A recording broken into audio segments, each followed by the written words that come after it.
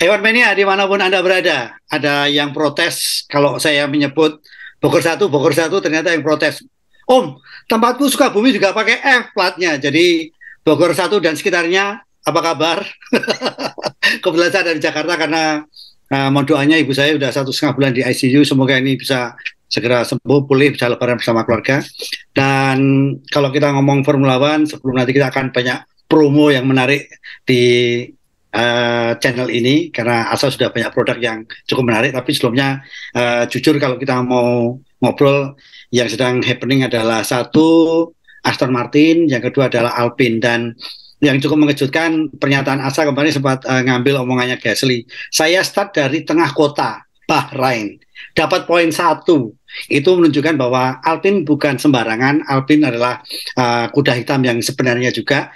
Dan ini ternyata diambil alih oleh PR-nya Renault.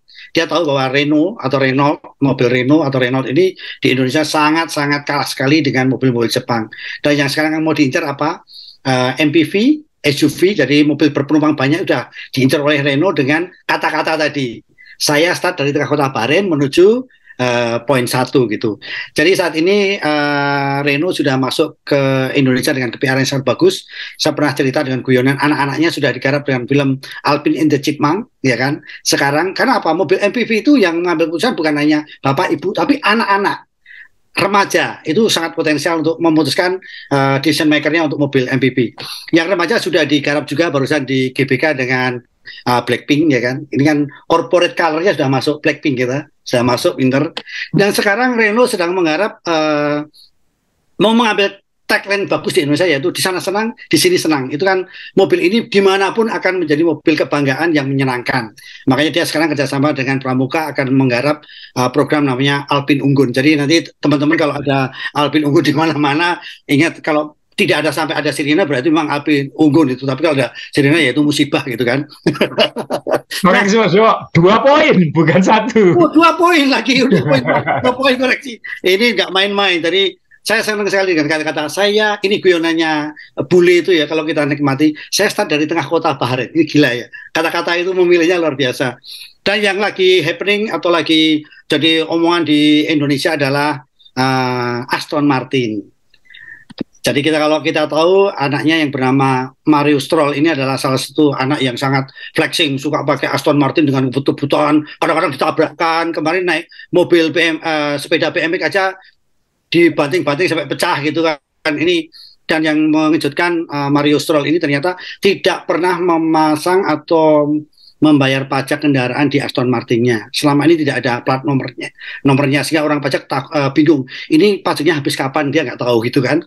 Baik, yang jelas Aston Martin adalah bisnis baru dari ayahnya yang saat ini sudah membuat tim Formula One menjadi hidup. Tahun ketiga sudah mendapatkan kepiawaian yang luar biasa. Jadi Aston Martin akan mempunyai adik baru, bisnis yang menggembirakan di Formula One. Akhirnya sudah investasi tim baru yang namanya nanti Sheraton Martin. Jadi mereka jaringan hotelnya akan kuat, Aston dan Sheraton.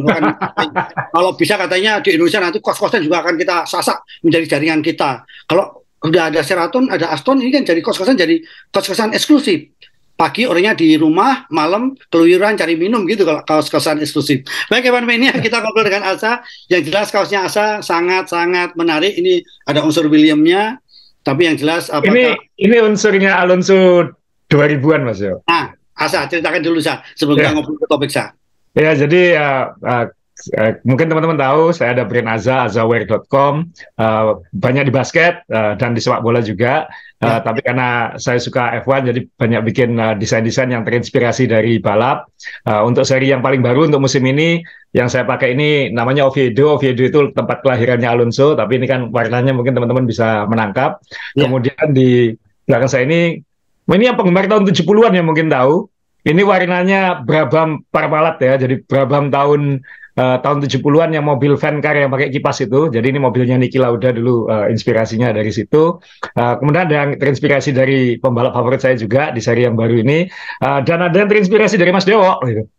Kita kan kalau ke sirkuit suka pakai topi pancing dulu Mas Dewo ya, karena kan betul. Karena kan panas banget, jadi sangat suka. Jadi kita ngeluarin warnanya bukan warna Aston Martin ini warnanya main balap, begitu saya singkirin. Jadi ini Azaware dan Main Balap podcast di sini, dan ini terinspirasi Mas Dewo. Kenapa? Karena ini topik kita namai cost cap. Tapi murah ya. Tapi memang murah kan? Jadi cost cap F1. Iya. Jadi kalau di sirkuit kan suka pakai ginian, karena kan kalau nggak ampun deh panasnya. Pakai topi biasa nggak ngatasin. Jadi ini ada kita kalau ke sirkuit nanti udah pakai cost cap. Jadi supaya belanjanya dijaga Mas Dewo. Kalau beli merchandise cari yang diskonan, jangan yang asli. Yang asli tapi yang diskonan, jangan yang baru-baru yang harganya nggak karuan itu. Ya. Jadi saya ada cerita soal topi ini. Kalau kita di sirkuit, topi ini kalau dari belakang mataharinya kita tetap nggak panas, dari depan kita nggak panas dan nggak silo. Kalau kita sebagai fotografer itu juga enak. Nggak ganggu Mas Dewo ya? Ya, keringatnya tidak turun di mata. Ya. Nah, yang menarik, Asa punya waktu dia liputan tahun 90-an itu topinya merek Puma, tahun 2000-an awal lah dia pakai Puma. Nah, itu topi itu sudah ada di tempat saya ketika saya jadi peliput untuk fotografer. Waktu saya minta topimu dong buat aku untuk kenang-kenangan. Itu merek Puma masih saya simpan di rumah. Itu Mas Dewo masih pakai Puma. Ini ya. Waktu liputan begini Mas Dewo. Ya, ketemu akhirnya fotonya teman-teman. Ini foto tahun 2013 ya Mas Dewo. Ya. 13. Jadi ini Mbah Nui, Mbah Dewo, dan Aza. Ini 10 tahun yang lalu Mas Dewo ini. Tidak salah kan kalau saya tadi pakai Red Bull, karena apa? Ini pasti topiknya akan ke Red Bull, karena kemarin banyak yang cerita, kok Red Bull nggak disinggung-singgung, nggak suka ya sama Red Bull. Saya pecinta Red Bull, minuman saya pun minumannya sama dengan Max Verstappen. Nih lihat. Kelihatan nggak nih Mac-nya ini? Nah, lihat kan? Saya ini memang pecinta. Nah, cuman ini kan ini kebetulan lagi di Sepang nih Mas Dewo ya. Mas Dewo dan saya kalau liputan suka seragaman bajunya, jadi mohon maaf memang kita berdua memang agak unik kalau di lintasan. Jadi tahu yang mana kita gitu. Jadi kalau saya pakai pink, Mas Dewo pakai pink, saya pakai hijau, Mas Dewo pakai hijau, pakai batik ya. Jadi, supaya kelihatan pasangannya yang mana gitu maksudnya ketika liputan. Ya, kita kan Blackpink ya. Blackpink kita dari Senayan ini. Blackpink kita. Senayan. Dan kita sebenarnya nggak perlu foto Mas Dewo. Itu Nui mantulkan cahaya kayaknya lebih dingin kayaknya. Tapi ya ini dulu kan mungkin Nui belum terlalu disoroti gitu. Mas Dewo itu foto sama Nui, kita suka foto sama yang aneh-aneh gitu. Bukan sampai saya menyesal sampai sekarang nggak punya foto sama Michael Schumacher yang bagus. Oh ya. Ya, jadi bicara soal Red Bull Mas Dewo, karena kan balapan setelah ini kita akan saya tampilkan fotonya dulu. Ini Jeddah.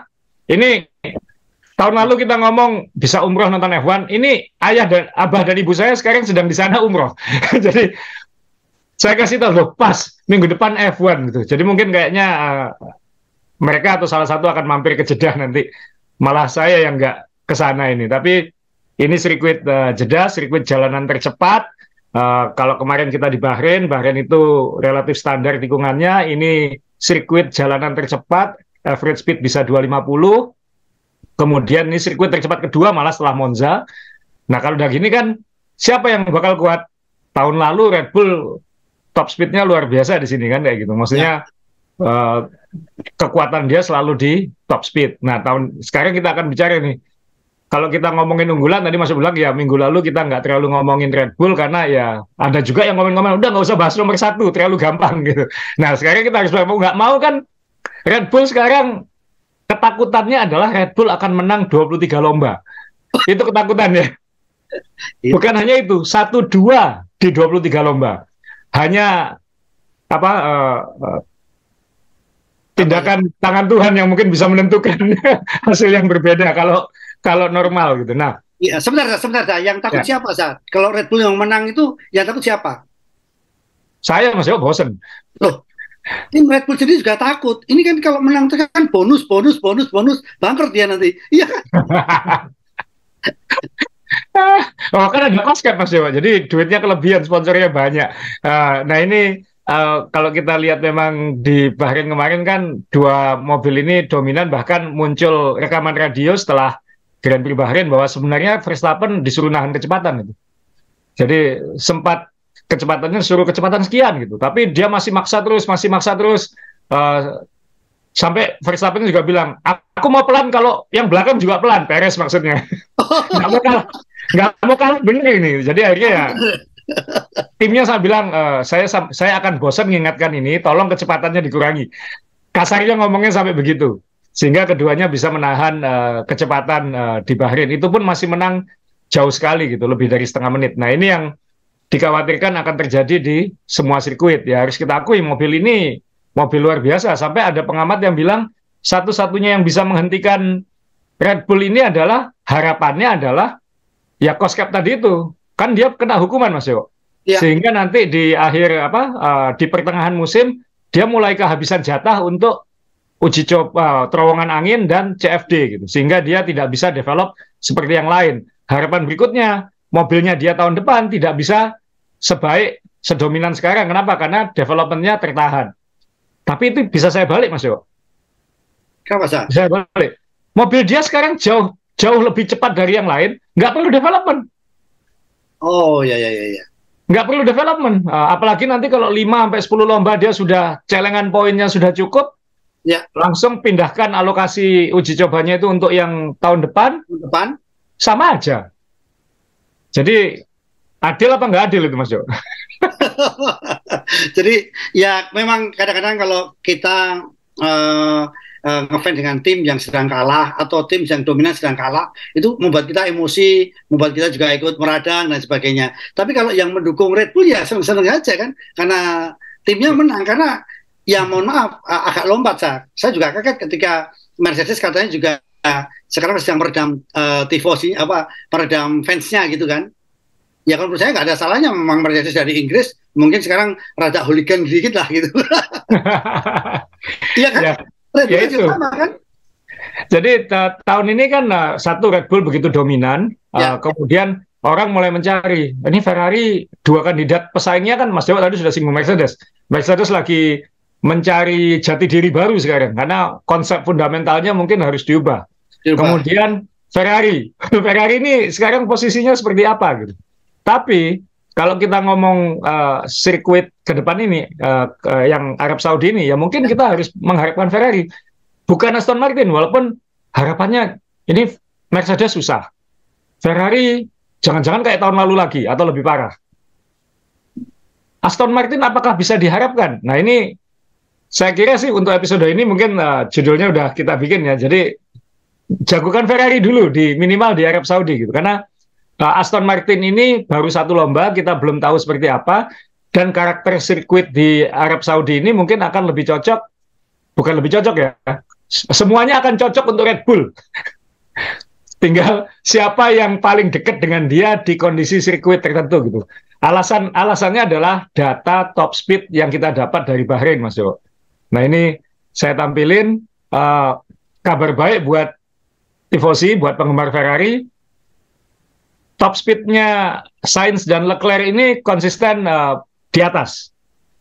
Ini diambil dari qualifying karena qualifying kan paling cepat ya. Ferrari paling cepat, walaupun Red Bull juga nggak jauh-jauh amat gitu. Hanya sekitar 1 km per jam, 0,9. Mercedes juga lumayan, 324. Alpine lumayan, Williams lumayan gitu.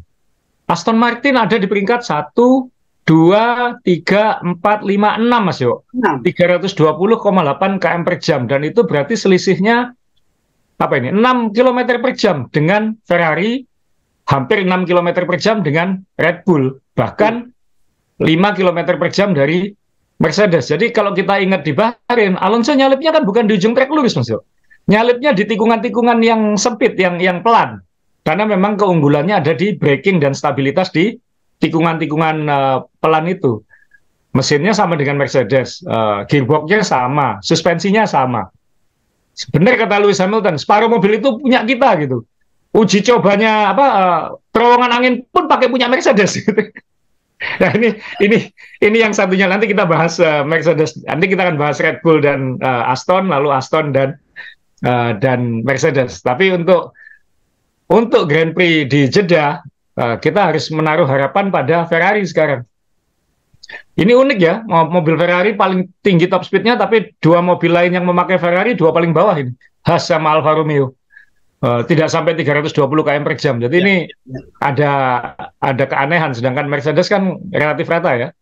Dalam artian Williams dan ya mungkin ada McLaren ya, tapi McLaren pun juga masih tembus 320 ini.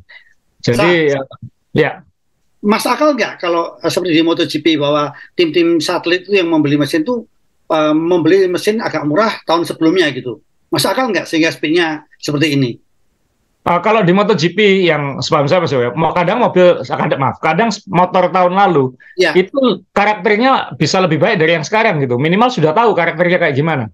ya, Kadang-kadang kan kita sering baca beritanya atau dengar komennya Marquez misalnya, ya, motor Honda tahun ini aku kembali ke yang tahun lalu aja gitu. Karena yang tahun lalu aku lebih tahu cara menjinakkannya. Karena elemen manusianya kan jauh lebih besar daripada F1. ya. Oh ya, ya, Jadi ya. Betul, betul. elemen manusianya jauh lebih besar. Ya, Jadi ya, ya, ya. karena top speed tidak akan tercapai kalau orangnya nggak nyaman atau posisinya tidak pas kayak Rossi kan. Rossi itu kan tinggi badannya, jadi Ya. top speed pasti kalah kayak gitu. Nah, F1 kan agak beda. F1 ini kan peran manusianya ya besar, tapi tidak menentukan tidak semenentukan MotoGP. Minimal MotoGP. dalam bentuk aerodinamikanya kan manusianya berpengaruh kalau di MotoGP. Kalau di F1 kan enggak kayak gitu. Oke, Nah, ya. paling berat manusianya kalau di F1. Kalau pembalapnya besar kalah sama yang kurus kayak gitu misalnya. Nah, ini yang menunjukkan. Nah, ini kan Ferrari ini unggul top speed. Kalau saya kembali ke layout sirkuit ya Mas Jo ya. Ya. Layout sirkuitnya nggak mudah ini. Sirkuitnya Jeddah, ya kita semua tahu dari tahun lalu ini lurus-lurusan gitu. Walaupun street circuit. Plus ada satu lagi yang ini menguntungkan Ferrari Mas Yo di Jeddah ini. Karakter permukaan lintasannya tidak sekasar Bahrain. Jadi masalah ketahanan ban, Ya. Ferrari tidak akan terlalu terganggu di sini. Jadi kalau kita lihat aspalnya ya ini kan sirkuit relatif baru, mulus, tidak sekasar Bahrain. Jadi Ya. top speed Ferrari bisa diuntungkan, bisa minimal tidak dirugikan. Ban seharusnya tidak seboros di Bahrain, Ya. dan itu berarti kan ya kita harus menempatkan Ferrari sebagai penantang utama Red Bull di Jeddah, Ya. bukan Aston Martin gitu. Karena ya top speed ini tadi keunggulannya. Jadi ya kita harus menjagokan Ferrari ini untuk menantang Red Bull. Bukan berarti Ferrari unggulan utama ya Mas Yoha. Ini F1 itu kan berpikirnya kompleks sekali kan. Ya, ya, ya, ya. Unggulan utama siapa? Red Bull tetap. Siapa Red Bull, penantang utama? Siapa penantang utama? Bukan Aston Martin, masih Ferrari. Nanti mungkin di Albert Park di Australia mungkin Aston Martin lagi. Tapi untuk weekend ini kita kembali harus menaruh harapan kepada Leclerc dan Sainz untuk bisa mengganggu Red Bull. Karena kalau Red Bull 1-2 juga di sini, wah, selesai. Hormat untuk Nui, selesai musim ini mungkin kayak gitu. Dia udah, kita malah hukum lagi nggak apa-apa. Kita nggak perlu uji coba sudah kayak gitu. Kita udah nggak perlu terowongan angin. Kita sudah nggak butuh CFD. Cukup. Boleh nggak saya tabung semua untuk 2024? Biar makin kuat itu mobil tahun 2024-nya nanti. Nah, sekarang kalau kita ngomong melihat data ini, ya saya juga jujur, saya juga pecinta Ferrari. Kalau teman-teman lihat koleksi di rumah saya pun kemarin jujur di Kuala Lumpur ketemu kaosnya Ferrari yang lama aja udah setengah mati, yang masih ada bendera Italinya itu kan, warna merah itu. Nah, dengan kondisi Ferrari saat ini, kondisi kemarin soal ketahanan, kedua juga apakah juga berpengaruh terhadap romantisme hubungan antara pembalap dengan tim? Ini pengaruh nggak, Sa? Ya, yang namanya disaster, yang namanya kalah, rusak, ya pasti emosi. Tapi bosnya kan baru nih, Vasseur. Vasseur bilang ini hanya masalah setelan. Dia masih optimistis. Gitu. Dia masih optimis. Ini hanya masalah setelan. Nggak mungkin kita bisa dekat di qualifying jauh di lomba. Jadi ini masalah setelan. Ya, yang tahu, yang ikuti Ferrari tahun lalu kan juga tahu ini masalahnya kecil-kecil gitu. Jadi sebagai bos baru dia harus menemukan prosedur apa, pola pikir apa yang membuat ini terjadi di Ferrari, karena secara kemampuan kecepatan kan ada kayak gitu.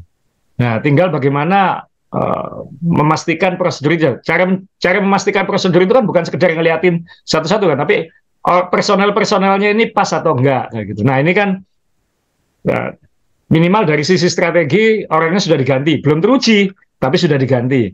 Kemudian kita nggak tahu, mungkin ada perubahan kecil-kecil lagi yang dia lakukan, yang itu mungkin orang-orangnya tidak terkenal sehingga tidak muncul di pemberitaan. Tapi ada satu masalah juga di Ferrari ini, uh, ada David Sanchez, Mas Jo. Jadi dia ini salah satu, ini kepala desain performance-nya Ferrari semuanya.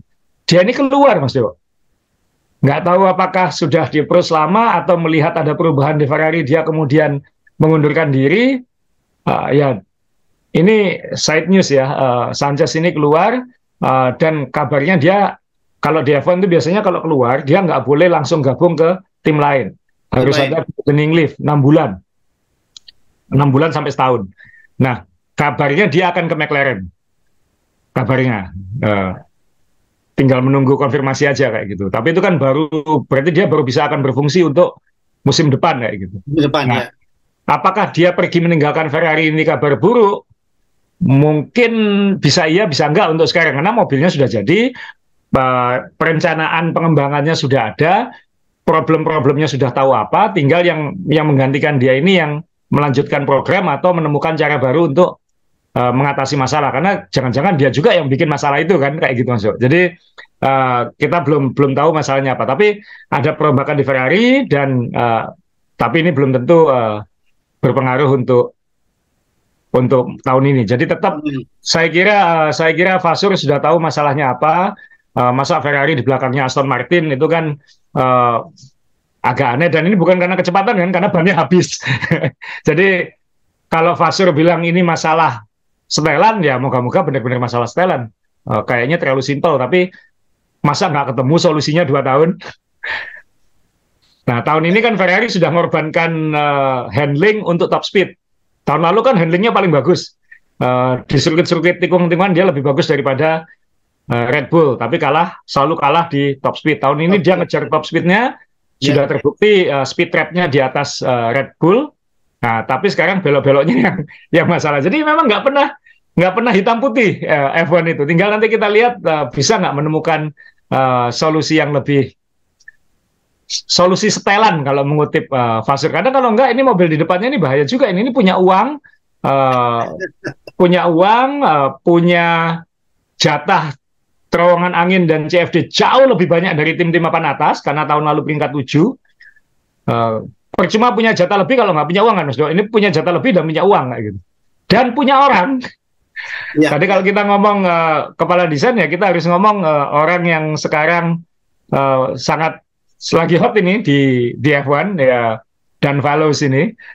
Dan Fallows ini sebenarnya teman-teman F1 sering melihat dia di TV waktu sejak 15 tahun yang lalu sebenarnya.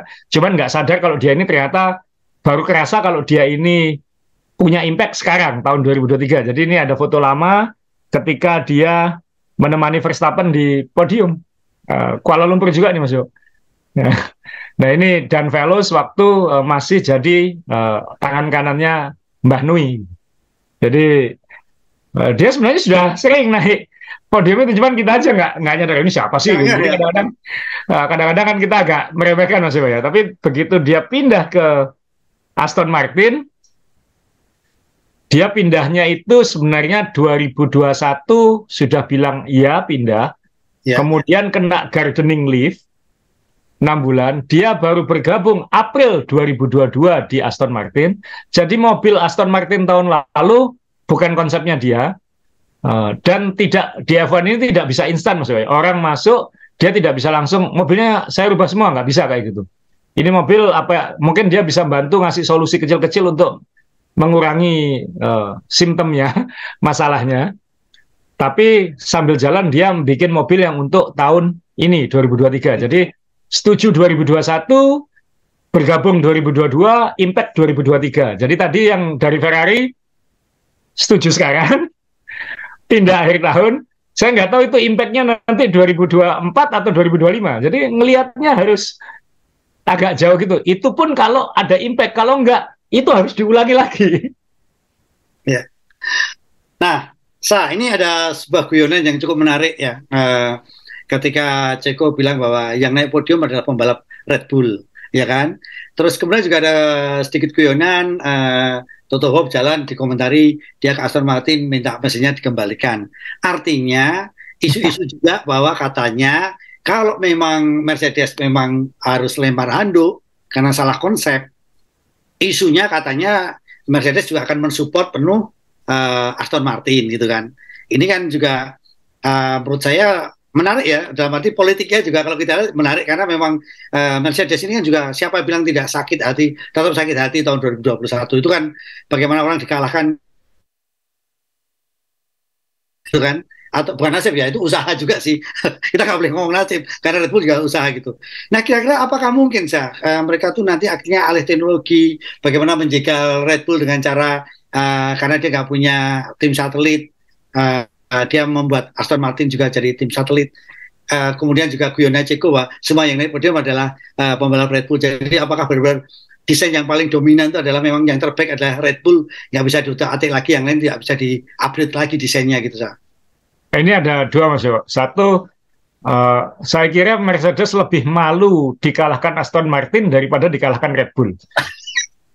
Ya, seperti katanya Hamilton kan, separuh mobil Aston Martin itu punya kita gitu, kita yang bikin. Mereka tuh beli mesin, ya kontrak mesin, pakai gearbox kita, pakai komponen suspensi kita, dan komponen kecil-kecil lain yang boleh dibeli atau disewa itu dipakai oleh Aston Martin. Jadi, dan terowongan angin yang dipakai oleh Aston Martin itu punya Mercedes.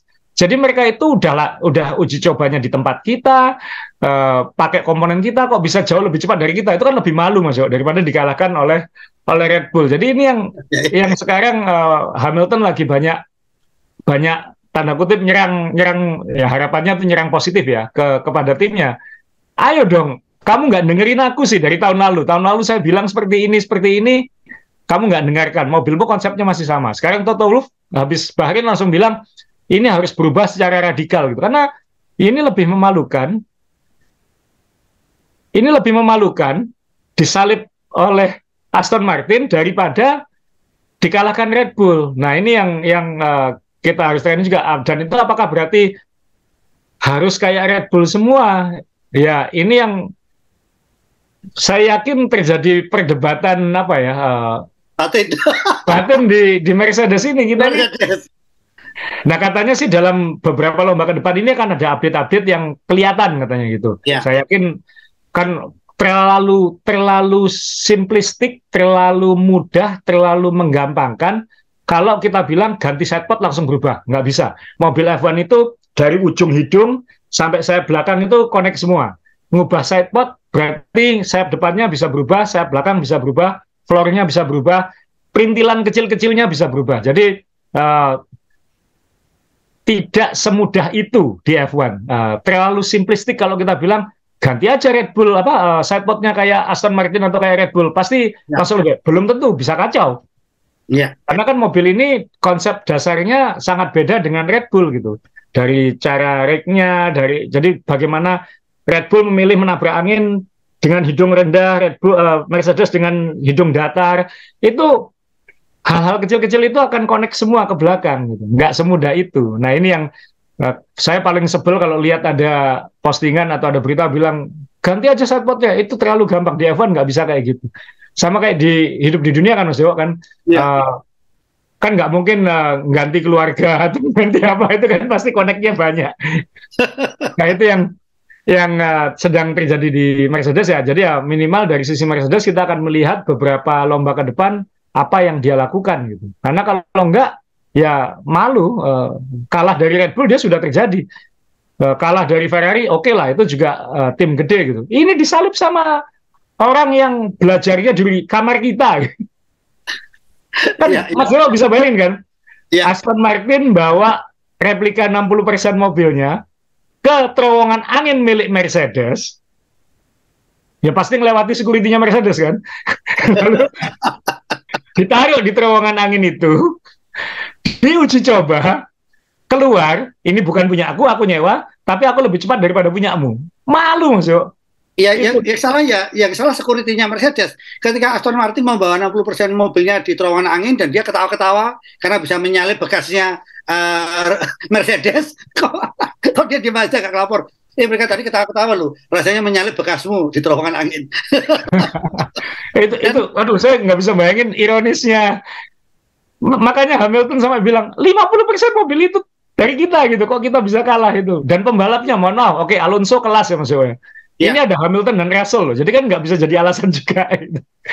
Tapi gini ini apakah juga bentuk frustasinya Hamilton setelah dikalahkan menyakitkan di 2021, 2022 kalah telak, kemudian dia juga mengasih pernyataan omongan saya sakit hati karena omongan saya tidak didengarkan.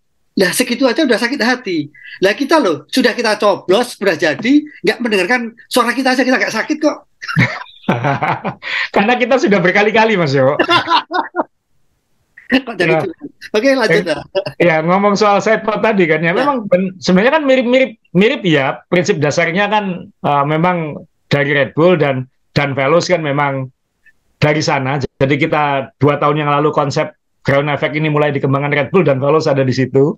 Jadi dan Veloz juga bilang kalau Nui itu orang yang ada egaliternya, dalam artian dia akan membiarkan anak buahnya untuk berkreasi dan saling mendengarkan seperti itu. Jadi pasti konsep Red Bull yang menang sekarang ini juga pasti ada inputnya Dan Veloz, dan Veloz paham betul filosofinya.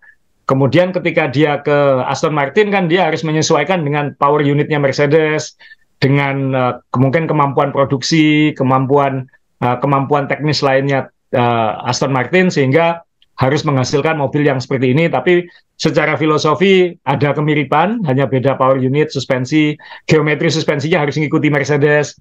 Nah, dia bisa menemukan ini, ya tetap kalau kita tanya apakah nanti Aston Martin ini seandainya Mercedes nggak ketemu solusi, seandainya Ferrari terus bagong, apakah Aston Martin ini bisa diharapkan di tengah atau akhir musim jadi penantang utama Red Bull? Menurut saya juga berat, Mas Yo.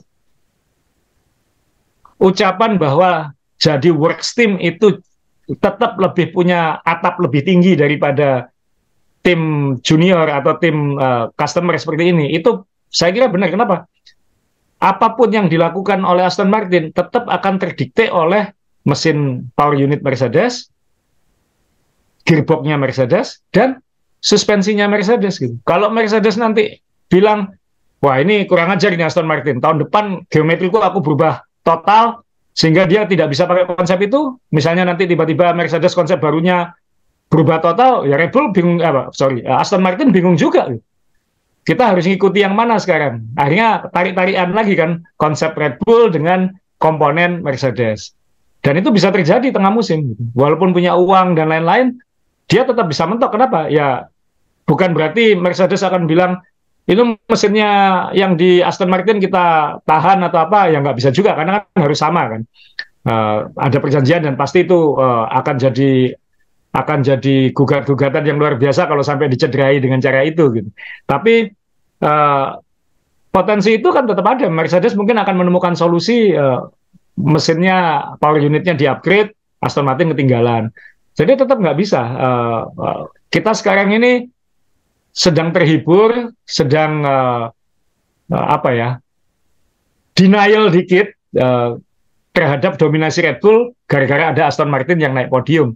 Tapi bukan berarti Aston Martin, kita harus sekarang seminggu setelah Grand Prix Bahrain, kita harus kembali nginjak bumi, harus ingat Aston Martin belum tentu jadi penantang utama Red Bull. Itu poin utamanya. Jadi ini sudah terlanjur hore-hore sore-sore penggemarnya Aston Martin, dan Alonso khususnya. Tapi ya potensi kedepannya tetap dia akan terhalang tembok yang namanya komponen Mercedes. Ya. Jadi itu yang harus kita ingat gitu. Jadi ini sekali lagi, jadi ini menunjukkan hebatnya Red Bull dengan membeli mesin Honda, tetapi dia memang rasanya sudah kayak tim pabrikan kan, dia punya segalanya untuk merubah itu. Sementara kalau Aston Martin sebenarnya juga punya SDM dan punya uang, tetapi masih terhalang karena mesin yang dipakai juga punya tim sendiri gitu kan, Sa. Ya itu dia, masih punya induk gitu. Nah ini yang berat buat Aston Martin. Ya moga-moga Aston Martin dan Veloz bisa menemukan solusi sehingga mobil Aston ini bisa terus menghibur kita ya, dalam artian minimal di sirkuit-sirkuit yang saya bisa membayangkan Alonso akan kuat saya ganti fotonya, Alonso akan bisa kuat di Monaco, akan bisa kuat di sirkuit-sirkuit mungkin nanti San Marino, dan tetap seperti minggu lalu saya ingin melihat semua mobil ini di Barcelona supaya kita bisa benar-benar mengukur mereka ini kuatnya, karakter aslinya seperti apa. Ya. Nah, tapi untuk weekend ini ya kita kembali bagi penggemar Red Bull tenang karena Anda akan jadi unggulan di 23 lomba.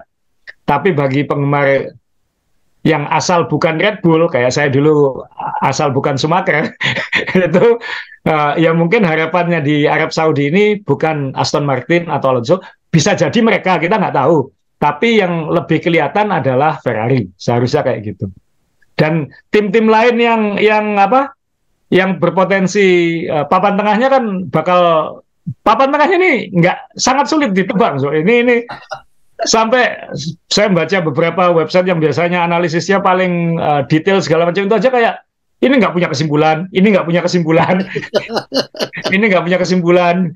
Jadi ya masih belum kelihatan. Kita masih belum tahu ini juru kuncinya siapa, paling lemah siapa. McLaren paling hancur performanya. Tapi secara kecepatan dia masih tengah atas. Alpine walaupun start dari tengah kota, tapi dia bisa finish dapat poin. Jadi performanya juga oke. Haas finishnya kemarin nggak bagus, tapi qualifying-nya top 10. Alfa Tauri juga hampir poin segala macam, kompetitif banget ketika lomba. Williams yang tahun lalu pupuk bawang, sekarang dapat poin sudah. Jadi ini benar-benar sulit tebak. Jadi akhirnya kita akan melihat nanti karakter sirkuit per sirkuit gitu. Nah Williams, saya akan singgung, Williams ini, maaf ini, Williams ini akan punya harapan tinggi lagi di Arab Saudi karena keunggulan dia di top speed. Keunggulan dia di top speed. Seperti tahun lalu. Kuat di lintasan-lintasan yang cepat. Jadi Williams bisa diandalkan, bisa digadang-gadang nanti dapat poin di Arab Saudi kalau nggak ada masalah. Siapa tahu Logan Sargent akan jadi dapat poin sebagai rookie. Kemudian ya nanti mungkin Alpine ya. Ya Alpine kan tahun lalu juga top speed-nya bagus gitu. Nah yang tim-tim yang lain mungkin kalau kita kembali ke daftar top speed tadi ya sebenarnya kalau mau lihat unggulannya di Arab Saudi siapa ya tinggal lihat ini aja. Nah, Aston Martin mungkin nikung-nikungnya sangat cepat ya. Tapi yang di bawah ini nanti ya mungkin ini jadi balapan yang berat untuk Alfa Romeo, mungkin ini balapan yang berat untuk Haas, dan menyedihkan buat saya ini balapan yang berat untuk McLaren. Asa, ini jadi kita bisa menyebut ya tim papan tengahnya itu sekarang cendol dawet yang elit ya. Sekarang kan kita nggak bisa lagi seperti tahun lalu memisahkan, wah ini benar-benar papan bawah, ini kan nggak bisa juga. Nggak ada. Ya, nah sekarang kalau kita bicara Alpine karena secara kecepatan Alpine, 1, 2, 3, 4, dan dia tim pabrikan. Dan dalam pembuka kemarin ada unsur sialnya untuk Ocon itu kan. Sorry saya potong sebentar Mas Dewa ya. 1, 2, 3, 4 pabrikan semua ya. Ya. Nah pabrikan kan berarti pabrikan. Nah ada nggak asal melihat bahwa Alpine ini mungkin juga harus kita gadang-gadang juga untuk mengganggu di depan? Seharusnya iya. Seharusnya iya. Nah, di atas kertas harusnya iya. Ini harusnya tim nomor 4. Bahkan target mereka kan oke, kita masih nomor 4 tapi lebih dekat ke 3. Kemarin kalau lihat di Bahrain kayaknya lebih melorot. Iya. Ya ini ya kita lihat harusnya iya di atas kertas harusnya mereka. Ya. Dan kalau kita melihat juga ini kan kalau Gasly ini kan juga pembalap yang diuntungkan dalam arti pindah tim, suasana baru, dan dia poin. Dia sudah secara apa ya? Secara psikologinya itu sudah menang dibanding Ocon, karena Ocon yang orang pembalap lama tetapi malah banyak belepotan membuat kesalahan. Nah, ini jeda ini Alpine akan kemana kalau melihat sirkuitnya seperti ini? Apa benar-benar bisa mendekat Mercedes atau bisa ke syukur-syukur ke atasnya lagi, misalnya Ferrari itu? Masih jauh nggak kira-kira kalau untuk Alpine? Ferrari, Red Bull mungkin akan 1, 2 ya, akan di atas. Tergantung Mercedes nanti seperti apa gitu. Kalau Mercedesnya, kalau ngelihat top speednya ini kan kayaknya Mercedes bakal oke gitu. Cuman kalau dia settingannya masih sulit ditemukan sweet spotnya, ya ini peluang untuk Alpine untuk menggoda Mercedes gitu. Karena belum tentu di sirkuit-sirkuit normal mereka lebih baik kan. Itu yang diharapkan. Jadi ya kalau saya sih kayaknya Alpine harusnya dapat poin di Arab Saudi, dan jangan-jangan lebih baik daripada Aston Martin. Jangan-jangan ya. Kita lihat nanti Aston Martin ini kan top speednya kalah jauh, nikungnya tapi menang jauh walaupun tikungannya di di Jeddah ini memang banyak trek lurus, tapi tikungan pelannya kan banyak nih. Heavy breakingnya kan banyak, tikungan 27, tikungan 13, yang apa ya tikungan 1 dan 2 ini makanannya Aston Martin. Tapi apakah itu cukup untuk apa ya, kompensasi kelemahan di top speed? Ya itu yang harus kita lihat. Ini baru balapan kedua, tapi bagus juga sih. Balapan pertama sirkuit yang relatif normal, balapan kedua langsung adu speed. Albert Park nanti agak mirip dengan Bahrain tapi lebih pelan. Nah mungkin Aston Martin akan lebih jago di situ nanti. Ya, sekarang kita kembali ke masing-masing tim. Ini yang jadi ramai sekarang adalah Mercedes punya pembalap senior yang sudah terbukti hebat, yaitu Lewis Hamilton. Kemudian Ferrari juga punya pembalap hebat, bacanya apa sih berasnya? Leclerc atau gimana? Leclerc ya? Leclerc. Nah, Asa, pembalap yang hebat semacam ini kan jadi unggulan, tapi kadang-kadang kalau sudah punya problem ke dalam kan juga jadi beban tim juga, Asa. Yeah. Nah, ancaman saling mengancam untuk meninggalkan tim juga tidak sembarangan kan. Kalau misalnya Leclerc mau pindah ke mana, mau tim mana dia mau pindah. Kalau Lewis Hamilton mau pindah ke mana gitu. Nah, hal semacam ini apakah yang kemarin kita lihat di main balap atau Lewis Hamilton berbaju merah itu mungkin nggak semacam itu terjadi? Karena memang saya udah dapat semuanya, sekarang saya pengen kemana gitu kan. Mungkin di main balap juga kita lihat, saya cari tim yang ikonik aja gitu kan. Ini beban atau mungkin apa untuk sebuah tim dalam kondisi yang sedang terpuruk seperti ini, Kalau sekarang sih powernya ada di tim, Mas Jo. Menurut saya situasi sekarang ya powernya di tim. Kenapa? Karena yang kuat-kuat kan hanya 3 sebenarnya, walaupun yang sekarang solid Red Bull. Tapi Red Bull kan lowongannya cuman kalau Perez terancam. Tapi kalau Perez terancam pun kan mungkin Verstappen punya veto. Aku nggak mau dia. Bisa aja kayak gitu. Ya. Kemudian ada Ferrari yang walaupun sudah tidak juara dunia sekian lama, tapi kan secara finansial, secara infrastruktur, secara popularitas, ini yang nomor 1 kayak gitu. Jadi kalau kita ngomong uang bisa membeli performa, ya peluang besar ada di Ferrari, tinggal terjadi atau tidak. Nah, yang ketiga siapa? Mercedes, tim yang barusan dominan begitu lama, yang sekarang mungkin sedang fase turun. Ya sudah gitu. Alpine ini pabrikan tapi kok nggak meyakinkan, kok nggak. Alonso di situ juga nggak bisa berbuat apa, malah lebih bahagia di Aston Martin. Ya memang nggak ada pilihan. Powernya ada di tim sekarang gitu. Nah, dan buktinya Ricciardo, tim seperti McLaren aja loh bisa membuang Ricciardo. Itu kan berarti powernya memang ada di tim. Tinggal sekarang Hamilton, dia frustrasi 2 tahun di sini, tapi dia sudah 7 tahun juara dunia. 7 tahun dia 6 kali di Mercedes ya. Tapi dia sudah bertahun-tahun juara dunia. Dia pindah ke tim lain, harus bangun lagi, harus minimal di sini dia bisa ngamuk-ngamuk dan nurut mungkin kan kayak gitu. Kalau dia pindah kan belum tentu bisa kayak gitu. Leclerc belum juara dunia, nggak punya pilihan. Leclerc harus bisa juara dunia di Ferrari sebelum dia punya bargaining ke yang lain. Yang diuntungkan dalam hal ini malah mungkin Lando Norris ya, karena semua tahu kualitas belum terbukti menang dan juara dunia, tapi kalau memang ada yang mau diambil muda gambling ya Lando Norris aja, ngapain ngambil Hamilton yang hampir 40 tahun. Dan Mercedes pun juga Hamilton ngamuk, mau keluar, monggo, ada Russell, kalau Hamilton keluar, Norris aku ambil. Hamilton mau kemana? Mau ke Ferrari. Belum tentu mau juga ya, karena udah ya itu untuk bercandaan, untuk gosip-gosipan lucu sih Mas. Tapi bargaining power-nya sekarang ada di tim. Tim-tim F1 ini sedang dalam posisi terkuatnya mungkin dalam sejarah ya, karena secara finansial F1 sedang sehat, kemudian prospek bisnisnya semua bakal top, secara finansial semua jauh lebih sehat karena ada cost cap. Jadi ya tim yang punya power gitu. Ya. Tadi saya mau potong, maaf tadi waktu saya mau potong itu sebenarnya saya mau bertanya. Asa bilang sekarang yang punya power adalah tim. Bisa ke belakang dong, awal-awal Asa menekuni Formula One waktu itu bagaimana peran tim, bagaimana peran pembalap zaman-zaman dulu itu kayak apa sih? Kalau sekarang Asa bilang tim yang paling kuat sekarang yang punya power. Ya dinamika ini kan pasti naik turun begini ya. dulu dulu FIA jauh lebih kuat daripada sekarang, zaman Max Mosley itu, Ya, atau sebelumnya Balestre. Kemudian shifting of power ini pasti berubah-ubah. Kalau kita ingat zaman Michael Schumacher, Mas Jo, kekuatannya ada di pembalap, Mas Jo. Ada di pembalap. Michael Schumacher bisa menentukan apa aja yang dia mau, timnya ya, ngikuti. Hamilton tidak sekuat itu.